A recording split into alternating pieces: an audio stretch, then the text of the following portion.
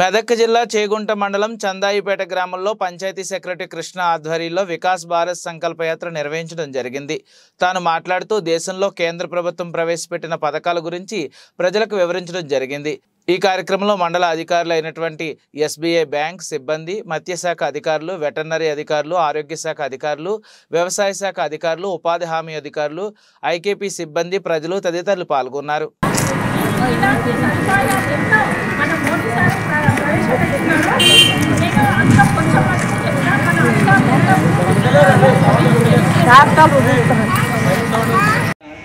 మూతి పైన కాలి గిడ్డల మధ్య పొక్కులు ఏర్పడతాయి.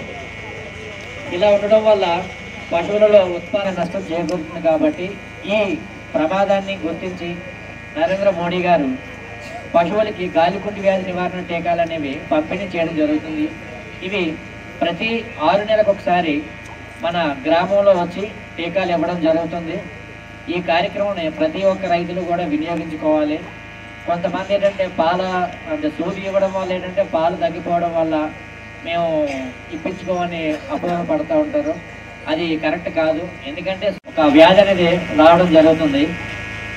మనకేంటంటే ఈ వ్యాధి బారిన పశువులు ఎక్కువగా అధికంగా జ్వరంతో బాధపడుతూ ఉంటాయి.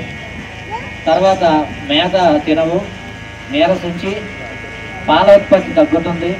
అలాగే పనిచేసే పశువులలో పని చేయడం మానేస్తాయి.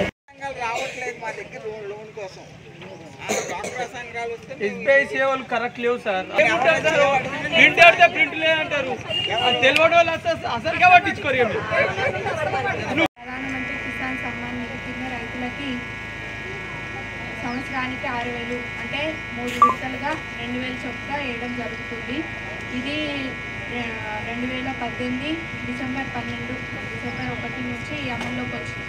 అంటే 2019 జనవరి 31లో పట్టా పాస్బుక్లు ఉన్న రైతు కుటుంబాలకు అంటే 2 భార్యాభర్తలు మైనర్ పిల్లలకి అంటే ఒక్కొక్క రైతు కుటుంబానికి 6,000 చొప్పున ఇవ్వడం జరుగుతుంది. ఇప్పటి వరకు ఈ పథకం కింద 15 విడతలు రిలీజ్ చేయడం జరిగింది. మన చందాయిపేట గ్రామంలో 2,076 కుటుంబాలకి అంటే రైతులకి అకౌంట్లలో జమ చేయడం జరుగుతుంది. ఇంకెవరైనా పిఎం కిసాన్ పడని వాళ్ళు ఉంటే నన్ను సంప్రదించగలని కోరుతున్నాను. ఇంకా వికసిత్ భారత్ సంకల్ప యాత్రకు విచ్చేసినటువంటి అధికారులందరికీ కూడా నా యొక్క నమస్కారాలు. సో ఈ ప్రోగ్రాము ప్రధానమంత్రి నరేంద్ర మోడీ సమావేశం సందర్భంగా అంటే కేంద్ర ప్రభుత్వము ఎటువంటి పథకాలు ప్రజలకు అమలు చేస్తుంది అనే దానిలో భాగంగా ఈ ప్రోగ్రాన్ని వికసిత్ భారత్ సంకల్ప యాత్ర అనే ప్రోగ్రాన్ని ఏర్పాటు చేయడం జరిగింది.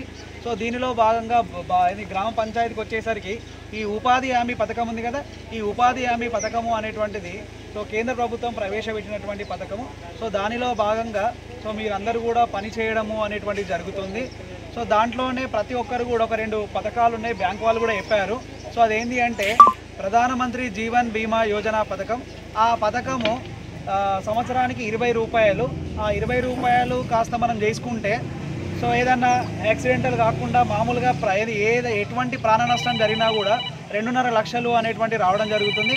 అదేవిధంగా ప్రధానమంత్రి సురక్ష బీమా యోజన అనే పథకంలో 436 రూపాయలు. సో ఈ 436 రూపాయలు అనేటువంటిది సో పట్టు జీవన్ జ్యోతి పథకం అనేటువంటిది 20 రూపాయలు, ఇది 436 రూపాయలు. సో ఇటువంటి అమౌంట్ పెద్ద విషయమేం కాదు.